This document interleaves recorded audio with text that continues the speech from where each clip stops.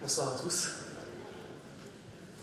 Merci, Monsieur le Premier Adjoint, pour ce discours et ces vœux de bonne année que je vous renvoie bien évidemment avec un immense plaisir. Monsieur le député, Monsieur le vice-président du Conseil général, Monsieur le conseiller général et maire honoraire, Monsieur le président de Cap-Calaisie, cher Philippe, Monsieur le maire de Saint-Folquin, Monsieur le premier adjoint de Calais et représentant du sénateur-maire Natacha Bouchard, cher Emmanuel, Monsieur le maire honoraire, Monsieur le premier adjoint de Marc, cher Raymond, Mesdames, Messieurs les vice-présidents de Cap-Calaisie et élus communautaires, Mesdames, Messieurs les élus municipaux de Marc, Calais, Audouic, Gaims ou à Plage des Attaques, Monsieur le vice-président du CCAS de Calais, Monsieur le capitaine des pompiers de Marc et son lieutenant, Messieurs les directeurs généraux des services de Marc et de Cap-Calaisie, Madame le maire du CMJ, Monsieur le vice-président de la section de Watrin, Mesdames et Messieurs commerçants, médecins, libéraux, agriculteurs, mes chers concitoyens, mes chers amis et tous ceux que j'ai omis. C'est pour moi un très grand honneur et un immense plaisir de vous accueillir ici, dans cette salle Hubert-Seban, pour la traditionnelle cérémonie des vœux de notre commune. C'est également une très grande joie de vous voir toutes et tous présents, répondant nombreuses et nombreux à mon invitation. Il s'agit, vous l'avez remarqué, de ma première cérémonie de vœux en tant que maire de notre ville de Marc. Et c'est pour moi particulièrement émouvant de me tenir ici, devant vous. Je vous souhaite donc pour commencer à toutes et à tous une bonne et heureuse année 2015, pleine de travail, de succès, de bonheur et de santé. Soyez assurés de ma gratitude certaine.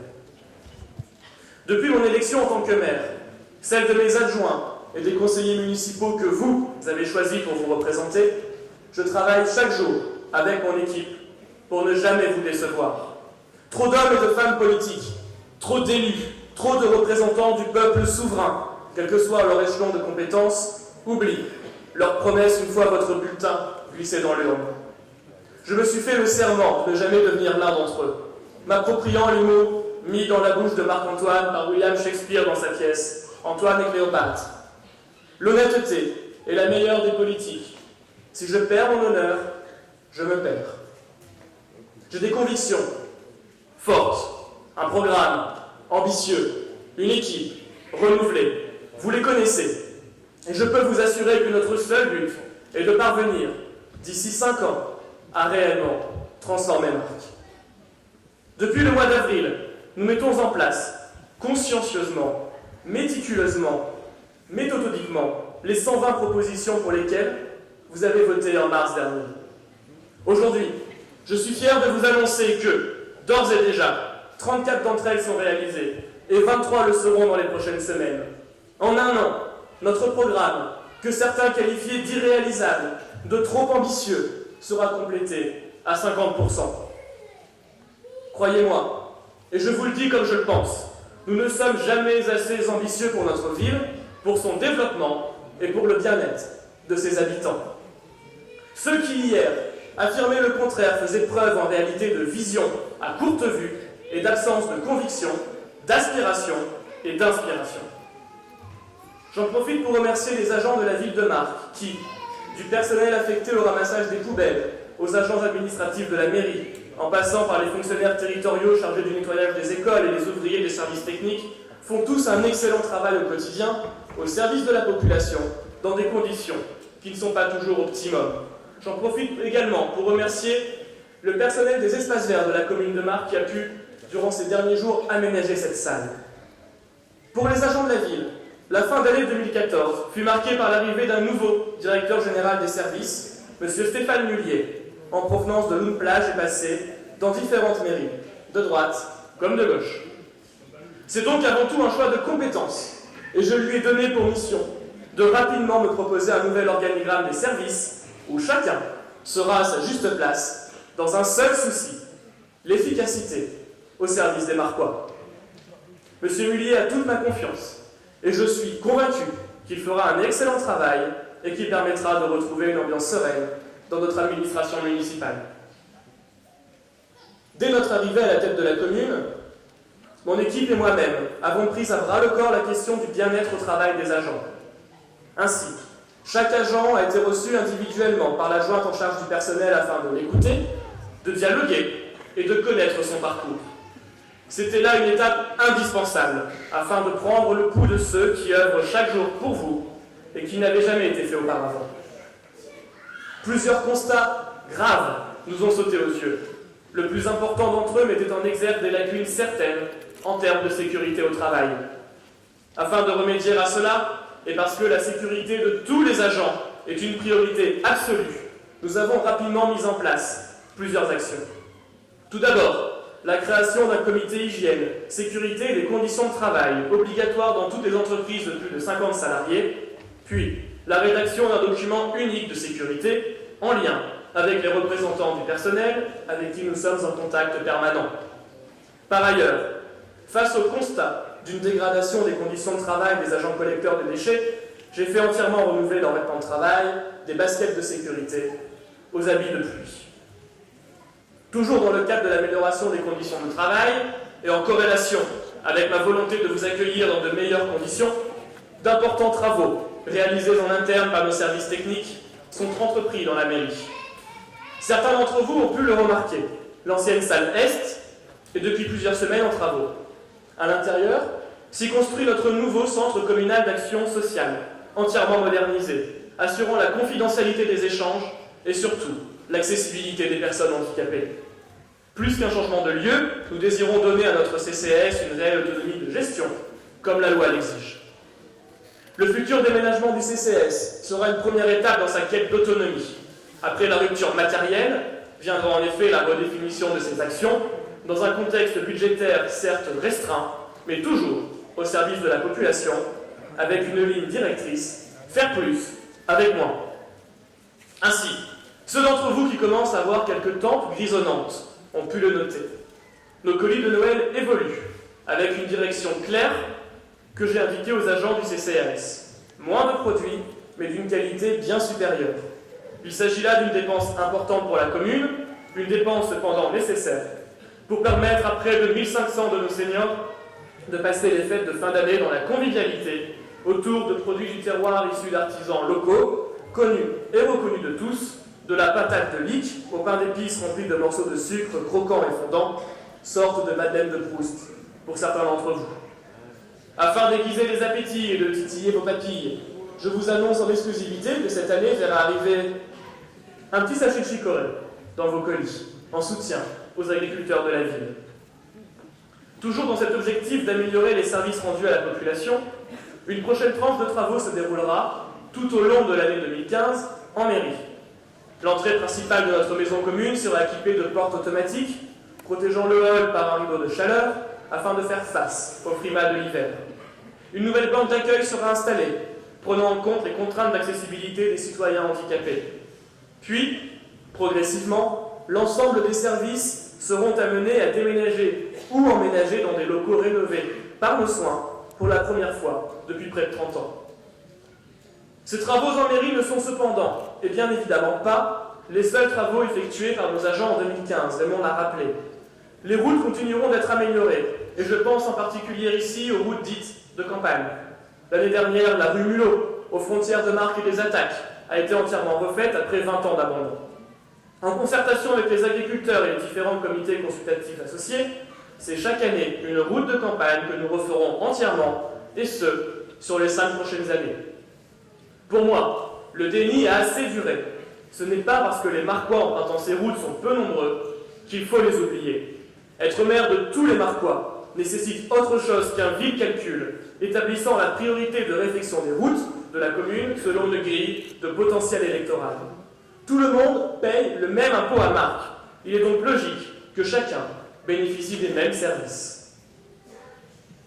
En ce qui concerne toutes les autres routes de notre ville, 2 aspects à souligner. Tout d'abord, en mai, nous avons mis en place un numéro vert gratuit pour contacter directement le service voirie de la ville avec un engagement simple, une intervention en moins de 24 heures si le problème le permet. C'est le service SOS Voirie que vous pouvez joindre au 0800 062 730, garantissant enfin qu'un pavé décelé ne se transforme plus en cheville foulée. Vous le savez, Marc est une ville paradoxale. Étalée le long d'une route nationale, articulée autour de plusieurs quartiers et de deux hameaux vitaux à notre équilibre, le Fort Vert et les M, notre commune compte sur son territoire certaines des plus belles terres agricoles de la région. Et je salue donc tous ceux qui, jour après jour, travaillent la terre, nourrissent leurs bêtes et font vivre Marc. Messieurs les agriculteurs, notre ville vous remercie de tout ce que vous faites. Un travail souvent décrié, à tort, mais rarement reconnu à sa juste valeur. Puisque nous sommes dans les extérieurs de la commune, restons-y et parlons d'un enjeu majeur, la prévention des inondations. Évidemment, la seule prévention reste l'entretien et le curage des fossés, permettant un écoulement régulier de l'eau stagnante. En 2014, nous avons entrepris un vaste travail de curage de ces fossés, et j'ai le plaisir de vous dire qu'il sera poursuivi en 2015. L'ordre prioritaire des fossés, la définition du sens d'écoulement, la profondeur du travail et la hauteur des buses seront établis en concertation avec les principaux concernés lors d'un prochain comité consultatif agriculture. Enfin, et pour refermer ce volet, je salue le travail toujours efficace de nos piégeurs, permettant jour après jour d'endiguer le fléau de l'expansion des rats musqués, creusant des galeries sous nos routes, risquant de provoquer des affaissements désastreux. Messieurs, depuis l'interdiction du poison, votre travail revêt une importance de plus en plus capitale et tous les Marcois vous remercient. L'année 2014, sur un autre sujet, comme toutes les années de transition électorale, n'était pas propice aux grands travaux. Cependant, dès 2015, nous mettons un coup d'accélérateur sur nos projets d'aménagement. Ainsi, c'est 1,5 million d'euros que nous consacrons à la rénovation de l'église des M de Marc, du sol à la charpente, répartis sur 3 exercices et sans recours à l'emprunt. À la fin de cette année, nous lancerons les consultations pour rénover la place de l'Europe, place centrale de notre ville, au cœur de son administration. Notre volonté est de créer un véritable lieu de rencontre et d'échange sur cette place, où la circulation ne coupera plus celle-ci en 3 ou 4 parties, comme c'est le cas actuellement. Par ailleurs, et toujours dans le cadre de ces études d'aménagement, nous désirons enfin créer une unité entre la place de l'Europe et le parvis de l'église Saint-Martin. Vous le voyez, notre ambition est grande pour ce vaste espace. Ainsi, nous allons, dans les prochaines années, créer un parc avec des bancs sur la pépinière en face de l'église. Ce parc, ouvert à tous la journée, sera le lieu idéal pour se détendre en toute quiétude, profiter d'un peu d'ombre ou même prendre le temps de lire. Plusieurs projets d'aménagement vous seront alors proposés. Après études et analyses, viendra le temps de la décision, qui sera la vôtre. Comme nous le ferons sur tous les projets importants d'urbanisme, ce seront les Marcois qui auront le dernier mot et qui décideront de ce qu'ils veulent voir construire, de quelle architecture les espaces essentiels de notre commune devront se doter. Je vous propose cela, non pas par électoralisme ou populisme, mais simplement parce que les choix architecturaux et d'urbanisme d'aujourd'hui survivront bien après mon dernier mandat à la tête de cette ville. Cela sera un choix pour aujourd'hui, un choix pour demain, mais également un choix pour après-demain. De plus, sur cette zone, les travaux de l'ossuaire se terminent. Prochainement, nous ferons travailler le comité consultatif cimetière sur le projet crucial d'agrandissement de notre espace, prenant en compte les nouveaux usages de crémation. La question de la pose d'une bande enrobée le long de l'allée centrale sera aussi abordée afin de faciliter l'accès des personnes à mobilité réduite à l'ensemble des concessions. Par ailleurs, je vous annonce que j'ai dernièrement demandé la réalisation d'une étude architecturale de notre presbytère, à côté du cimetière de Marc. En effet, ce presbytère représente un potentiel non négligeable en termes d'espace intérieur et extérieur, et il me semblait judicieux de l'aménager pour le rendre utilisable par tous. Ma volonté est audacieuse. Je désire faire de ce bâtiment, aujourd'hui délaissé, un espace dédié aux forces vives de notre pays, les entrepreneurs et les travailleurs. Au rez-de-chaussée, vous trouverez un espace permettant le télétravail et le coworking, et à l'étage 2, salle réservée aux start-up et auto-entrepreneurs.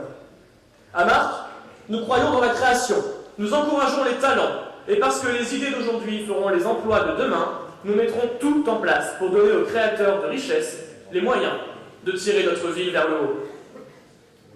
L'année 2015 verra également la livraison d'un programme qui a fait couler beaucoup d'encre. Le fameux projet de la résidence du parc, ou résidence PM3C, ou projet de la rue des Cyprès, selon les acceptions. En arrivant en commande de la ville, j'ai de suite pris en main ce dossier épineux, rencontrant à de multiples reprises les responsables de cette construction pour aménager le projet, n'ayant évidemment pas les moyens de l'annuler. Ainsi, par rapport aux dessins initiaux validés par les différents organismes, et au terme de plusieurs rencontres avec les riverains et d'un processus de codécision, la construction finale sera abaissée d'un niveau pour atteindre un R+2. De plus, suivant ma demande expresse, une plus grande attention sera portée à l'environnement et aux espaces verts de cette résidence. À ce sujet, rassurez-vous, les essences ayant dû être retirées pour les besoins de la construction, pas toujours avec tact et diligence, j'en conviens, d'ailleurs je m'en suis ouvert aux équipes travaillant sur place, seront remplacées. Au final, ce sont 48 logements et 7 maisons en accession à la propriété qui seront livrés fin 2015, et je suis actuellement en lien avec les services de l'État quant au choix des résidents, et je maintiens que l'on s'oriente vers des jeunes couples avec enfants, ce qui est une bonne nouvelle dans un quartier vieillissant où une classe de maternelle a été fermée à la rentrée à l'école de l'aéroport. Pour en terminer sur ce projet, les inquiétudes des riverains de la rue des Cyprès ont été levées, principalement concernant les sens de circulation découlant de l'augmentation du trafic due à ces nouveaux résidents et les questions d'assainissement. Je remercie d'ailleurs Madame De Seigne, vice-présidente de Cap Calaisis en charge de l'assainissement, et ses équipes pour le travail effectué pour la rénovation des réseaux vieillissants dans cette zone. La livraison de ce programme nous permettra de répondre à plusieurs obligations légales. Tout d'abord, celles s'appliquant aux communes, les obligeant à construire 20% de logements sociaux, la fameuse loi SRU. Grâce à ce programme, nous arriverons aujourd'hui à plus de 14% de logements de ce type à Marques, diminuant sensiblement l'amende à laquelle sont soumises les villes ne respectant pas cette loi, alors même que 80% de la population française est éligible à ce type de logement. Deuxièmement, grâce à ce programme, nous comblons une dent creuse de notre commune, ce qui est prescrit par le schéma de cohérence territoriale avant d'envisager toute autre forme d'expansion urbaine. Une deuxième dent creuse, vous le savez, ayant elle aussi fait débat, fut identifiée. Située en face du quartier Schweitzer, elle avait été vendue par la municipalité précédente au bailleur social du Conseil général, Pas-de-Calais Habitat, afin d'y construire des logements sociaux après rachat de terrain à des prix bien en deçà du marché aux particuliers situés aux alentours du projet. J'ai rapidement agi afin de faire cesser ces démarches peu cavalières de rachat de bouts de jardin, le droit de propriété étant le droit inaliénable sur lequel la Déclaration des droits de l'homme et du citoyen a été bâtie. C'est le cas sur ce projet, comme cela sera le cas sur l'ensemble des autres projets. Il n'y aura pas, à Marques, durant mon mandat de maire, de pression sur les propriétaires pour qu'ils vendent leur terrain. Rappelez-vous ce que disait Chateaubriand. La propriété héréditaire et inviolable est notre unique défense personnelle. La propriété n'est autre que la liberté. Aujourd'hui, l'avenir de cette dent creuse est réorienté. Pas-de-Calais Habitat ayant fait une découverte surprenante en creusant, il y a de l'eau à Marques. Le bailleur demandant à la commune un demi-million d'euros pour continuer son programme. Face à cette péripétie inattendue, j'ai préféré arrêter les dégâts, constatant un projet manifestement mal préparé, inabouti et inadapté. À la place, nous travaillons maintenant avec de nouveaux partenaires pour créer un béguinage permettant d'accueillir des services dans des conditions optimales. Enfin, toujours en ce qui concerne l'urbanisation de la commune, je vous annonce officiellement la fin du programme Dryade. Une dernière extension était envisagée à l'extrémité nord-ouest de la commune, sous le canal de Marques, mais j'y ai mis un terme. En effet, sur ce programme censé recevoir 50% de logements sociaux, il était intellectuellement inconcevable de le situer à quelques encablures de la station d'épuration. Logement social ne signifie pas mauvaises conditions de vie, et l'intégration dans la cité passe par le respect mutuel qui commence par un cadre de vie sain et adéquat. Sur ce point, je terminerai ce long mais nécessaire chapitre par vous annoncer que je ne vise pas une urbanisation excessive de notre ville de Marques. Le seuil critique de 10 000 habitants, vous l'avez vu, ayant été franchi, je considère pouvoir étendre notre nombre d'habitants d'un petit millier sur le mandat.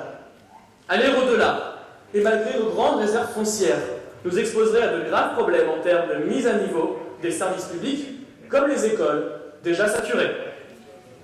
Au-delà de l'urbanisme, du personnel et des travaux, un levier important de gestion d'une commune réside dans la conduite de finances saines et équilibrées.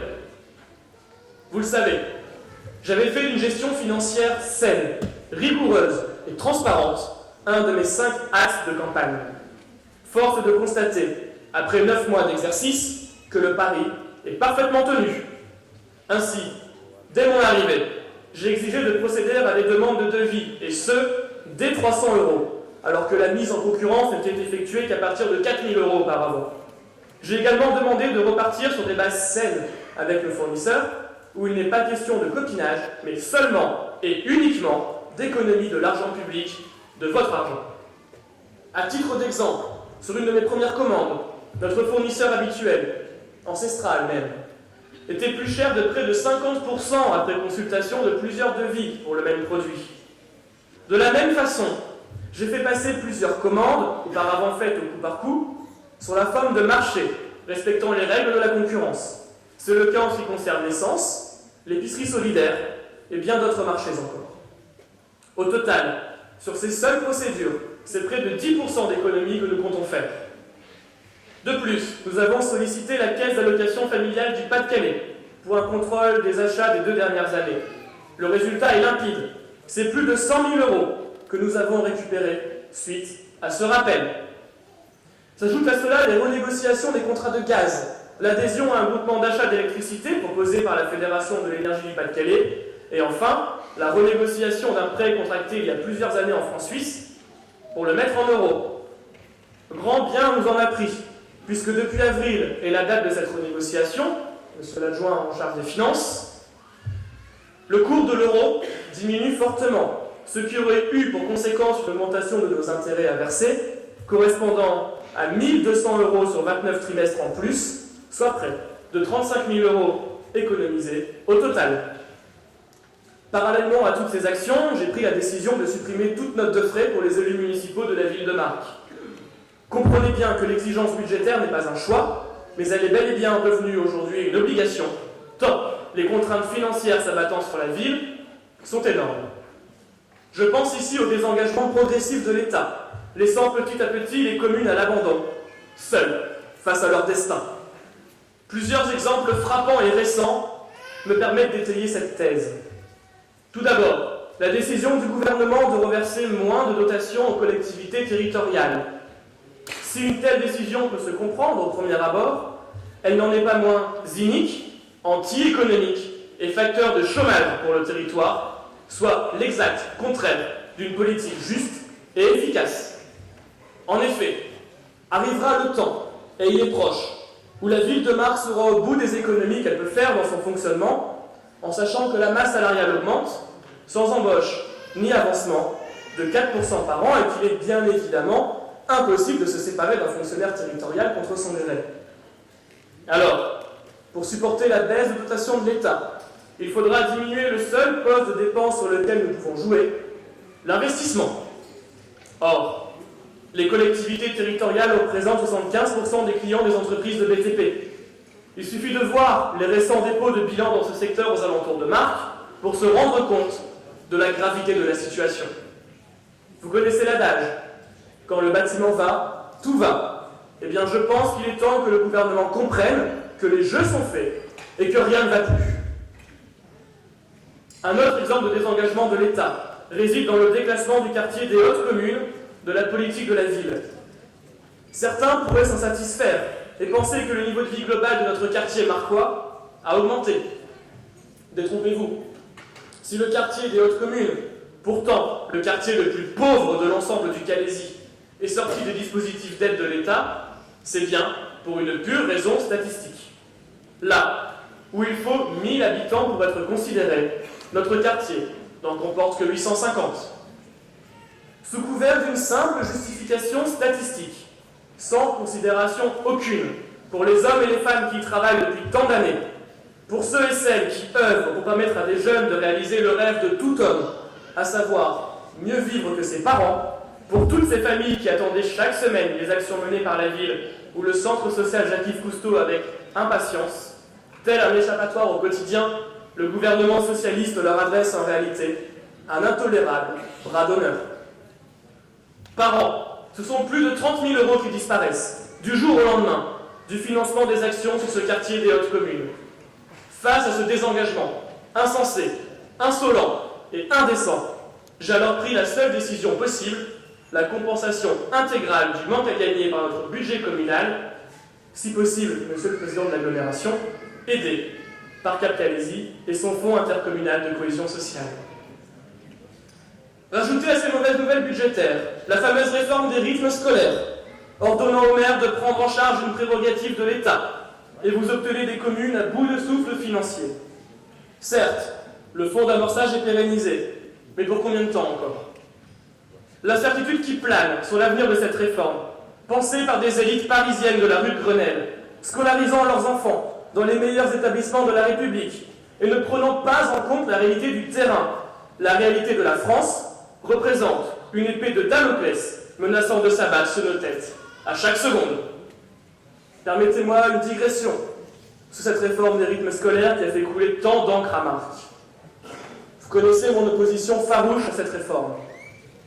Le conseil municipal, dans son écrasante majorité, avait délibéré pour ne plus appliquer cette réforme, constatant les errements et manquements de l'année 2013-2014 et partant d'un principe simple que quand l'on teste quelque chose et que cela ne fonctionne pas, il n'y a aucune raison de s'entêter. Cependant, et comme nous nous y attendions, le préfet du Pas-de-Calais a cassé la délibération, nous obligeant à appliquer la réforme.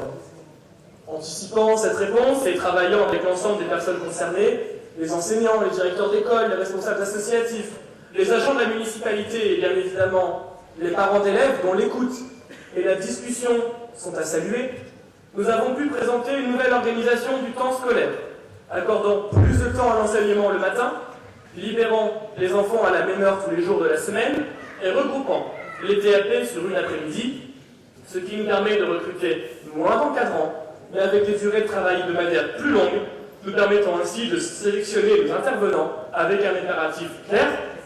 L'ensemble des intervenants doivent être diplômés et formés à l'encadrement d'enfants. C'est donc, malgré le contexte, une claire montée en gamme des activités proposées à laquelle nous avons assisté, et je remercie tous ceux qui nous ont aidés dans cette aventure baroque.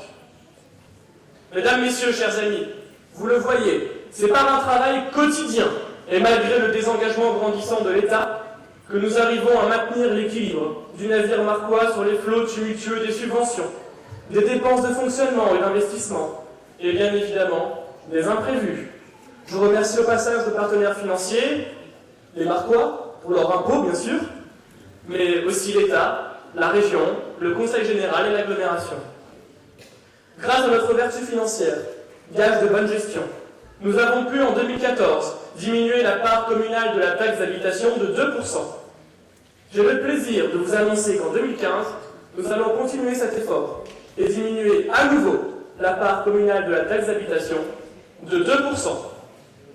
Dans une France qui cherche désespérément sa croissance, stagnant depuis 2012 à 0,3% du PIB, contre 2% en 2010 et 2,1% en 2011, là où le président de la République avait promis, et donc menti, lors de sa campagne électorale 1,7% et 2%, qualifiant même ces hypothèses de, et je cite, prudentes et réalistes. Dans une France qui cherche donc sa croissance, il est du devoir sacré des élus locaux de tout faire pour rendre aux citoyens une part de leur pouvoir d'achat, ce pouvoir d'achat qui a, pour la première fois depuis 30 ans, diminué en 2013.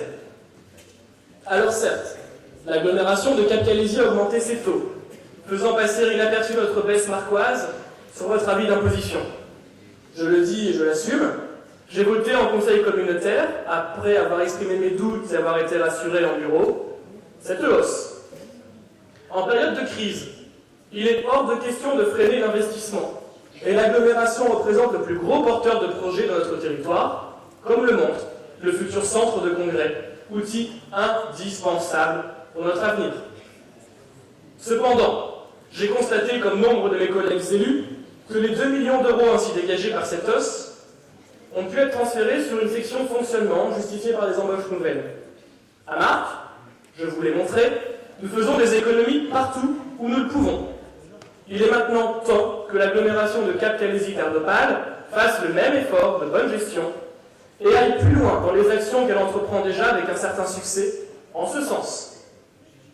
Je le dis et je l'assume, sans nouveau transfert de compétences à l'agglomération, je voterai contre, à la fois en bureau et en conseil, toute hausse de la fiscalité intercommunale. Je n'accepterai jamais le transfert de l'impopularité fiscale de l'agglomération vers la ville de Marc. Je reprends un peu mon souffle. La situation économique de notre pays, désastreuse et allant de mal en pis, nous engage à être toujours plus vertueux, toujours plus conscients des réalités et à mettre fin à tout rêve de gigantisme inconsidéré et irresponsable. Certains esprits chagrins essayent de faire passer dans l'opinion marquoise une ritournelle insupportable. Le maire de Marc serait contre la culture. Enfin, pardon, mais mettre un terme à un projet pharaonique de médiathèque sur des terrains n'appartenant pas à la ville, avec des coûts de fonctionnement gravement sous-estimés, alors que notre masse salariale est déjà au taquet, le tout pour plus de 5 millions d'euros, et alors que Calais possède un équipement avec lequel nous ne pourrons de toute façon jamais rivaliser, je n'appelle pas ça être opposé à la culture, mais plutôt ne pas hypothéquer l'avenir de notre commune, déjà grandement handicapée par une faible capacité d'autofinancement. La vérité, c'est qu'il s'agit ici d'être tout simplement réaliste. Les projets avec des coûts de construction à plusieurs millions d'euros, nécessitant des frais de fonctionnement importants, du chauffage à l'aménagement constant, en passant bien évidemment par les salaires, ne rentrent pas dans un budget aussi contraint que le nôtre. Cela ne veut pas dire que nous faisons une croix sur toute bibliothèque, mais plutôt que nous nous orientons vers un projet plus en phase avec une ville de 10 000 habitants. Des premières études ont ainsi été faites quant à la rénovation et l'extension du bâtiment accueillant la bibliothèque pour tous sur la place de l'Europe, qui lui nous appartient et sera clairement tourné vers le travail en groupe et le numérique, beaucoup moins dépensier en termes d'équipement, de mise à jour et de fonctionnement global. Bien évidemment, les Marquois seront associés à la construction de ce projet, comme nous y sommes engagés. D'ailleurs, depuis avril, le dialogue et la co-construction sont les pierres angulaires de mon action, avec la création de 17 comités consultatifs, réunissant à parts égales élus et citoyens. Vous écoutez, entendre votre problème et le résoudre dans la mesure du possible. Voici la plus belle facette du travail de maire.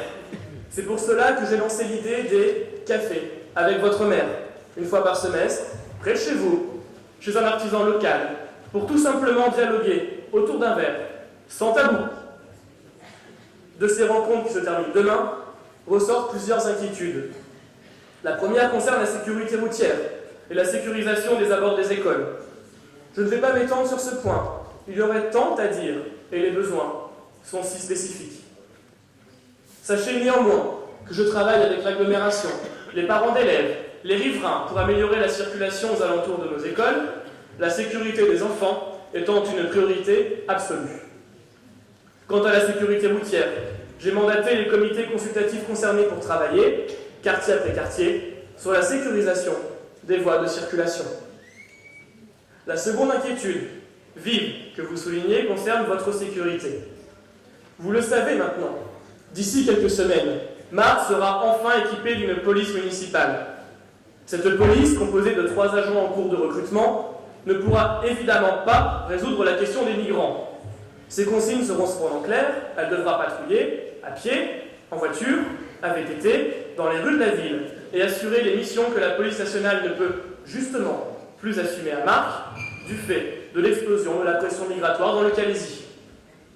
Je pense en particulier aux îlotages, au contrôle de vitesse et d'alcoolémie, à la sécurisation des sites sensibles en ces périodes dangereuses, telles que les écoles, et au dialogue nécessaire avec les commerçants et les habitants. Croyez-moi, j'aurais aimé ne pas avoir à faire cette dépense de 100 000 € par an. Mais face à l'augmentation continue de la délinquance à Marc, des cambriolages aux plus petites incivilités, des intrusions nocturnes dans nos écoles aux tags sur la mairie, je n'avais pas le choix. Plus que cela, j'assume ce choix parce qu'en matière de prévention de la délinquance, le maire, c'est celui qui mobilise les moyens humains et matériels. Cette phrase n'est pas de moi, elle est de Manuel Valls. Enfin, de nos échanges, je retiens votre appréhension et votre scepticisme face à la gestion de la problématique de la pression migratoire dans le Calaisis. Je partage cette inquiétude, et le temps n'est plus aux paroles, mais aux actes. Que peuvent quelques barrières face à 3 000, 4 000, 5 000 migrants qui n'ont qu'un seul but, qu'un objectif unique, atteindre l'Angleterre? Depuis trop longtemps, la faute est rejetée tantôt sur l'un, tantôt sur l'autre, sur l'Europe qui serait une passoire, sur la France qui a signé les accords de Schengen, ou encore sur les gestionnaires du port qui essayent tant bien que mal de sauvegarder un pan entier de notre économie locale. Depuis trop longtemps, les solutions proposées sont inadaptées. Le camp de Sangatte, cher Guy, a été, à raison, fermé. Un centre se crée au camp Jules Ferry. Vous connaissez ma position. J'y étais opposé, je le suis toujours, et je le resterai. Cher Emmanuel, je comprends la volonté des élus calaisiens d'éloigner cette population du centre-ville de Calais pour permettre à ce dernier de se redynamiser et d'offrir d'autres perspectives aux Calaisiens. Mais à mon sens, créer ce point de fixation pour 400, 500, 1000 migrants demain, c'est prendre le risque inconsidéré d'en retrouver le triple après-demain. Créer ce point de fixation, c'est prendre le risque de voir se développer, plus encore qu'aujourd'hui, les réseaux de passeurs, ceux pour qui la vie humaine ne vaut pas mieux qu'une simple marchandise. Créer ce point de fixation, c'est prendre le risque de faire subir à la population du Fort Vert les affres de l'insécurité, et pour l'ensemble des Marquois, de voir se multiplier sur les axes principaux de la ville des traversées peu rassurantes de ces migrants vers la zone Transmarc, et donc, au final, de pénaliser l'économie de ma ville. Créer ce point de fixation, c'est enfin prendre le risque de faire cohabiter, contre leur gré, les migrants et les chasseurs sur cet espace vital pour la chasse maritime. Ces chasseurs qui subissent déjà de plein fouet les atermoiements de la législation, incompréhensibles, telle la dernière décision sur la chasse aux oies, et qui pourtant font un travail tellement essentiel d'entretien et de sauvegarde de nos territoires côtiers. Alors que faire? La seule échelle possible est européenne. Il est en réalité plus que temps que la Grande-Bretagne assume les conséquences de sa politique migratoire. Les accords du Touquet, mettant la frontière britannique en France, fut une erreur majeure de la droite au pouvoir en 2003. Exigeant du gouvernement français qu'il fasse une coalition des pays européens, subissant la problématique migratoire au Conseil de l'Europe, afin de mettre la Grande-Bretagne, enfin, face à ses responsabilités. Nos voisins d'outre-Manche ont un choix simple à faire, où ils assument le fait d'être en Europe, et dans ce cas on tire les conséquences et entrent dans la zone euro et dans Schengen, ou alors, et c'est leur droit, ils assument de préférer, comme le disait Churchill, le grand large au continent, et dans ce cas, récupèrent leurs frontières chez eux.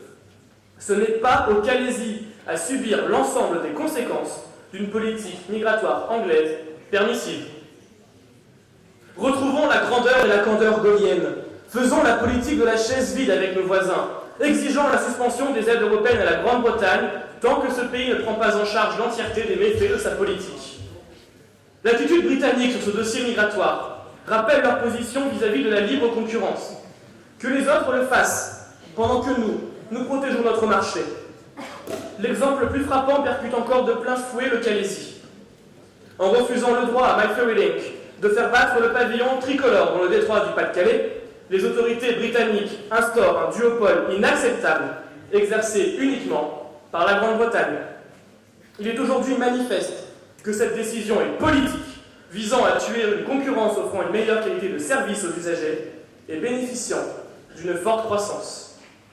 Je considère qu'il est là aussi temps que la France prenne conscience que l'attitude désinvolte de la Grande-Bretagne, enfreignant sans vergogne les règles les plus élémentaires du droit de la concurrence entre partenaires européens, est une mesure claire de protectionnisme économique. La Grande-Bretagne doit assumer ses choix économiques et la France en tirer les conclusions politiques qui s'imposent. Voilà, mes chers amis, la réalité du terrain et du territoire sur lequel nous vivons. Pour conclure, je vous dirai qu'en 2015, plusieurs défis nous attendent la marque. Tout d'abord, celui de la santé pour tous. D'ici juin, une mutuelle des Marquois vous sera proposée, ainsi qu'un accès plus efficace aux prestations de la caisse primaire d'assurance maladie, grâce aux conventions que j'ai signées avec cet organisme. Parallèlement, nous inaugurerons 3 circuits de course à pied partant du pôle des Dryades de 2, 3 et 5 km, balisés et sécurisés. Sur ce pôle Dryade, nous prévoyons également des appareils de stretching et de musculation en libre accès, ainsi que le passage du terrain de football en gazon synthétique, le rendant ouvert à l'ensemble des Marcois, désireux de taper la balle. Puis viendra le défi de la réponse à apporter au chômage, important, frappant le territoire et plus généralement la France. Depuis mai 2012, une date prise au hasard. Le chômage a augmenté de 15% dans le pays, touchant toutes catégories confondues, près de 5,5 millions de Français. Face à ces résultats catastrophiques, il est du devoir des communes de réagir en mettant tout en place pour accompagner ceux qui recherchent activement du travail, afin de les orienter vers des formations pouvant leur ouvrir des portes sur des emplois en cours de création. C'est pourquoi j'ai chargé Annette Wacheux, adjointe en charge de l'emploi, de créer un bureau d'aide à l'accompagnement et à la recherche d'emploi. Et je vous lance ce soir l'idée d'un forum de l'emploi regroupant l'ensemble des acteurs sur la ville de Marc.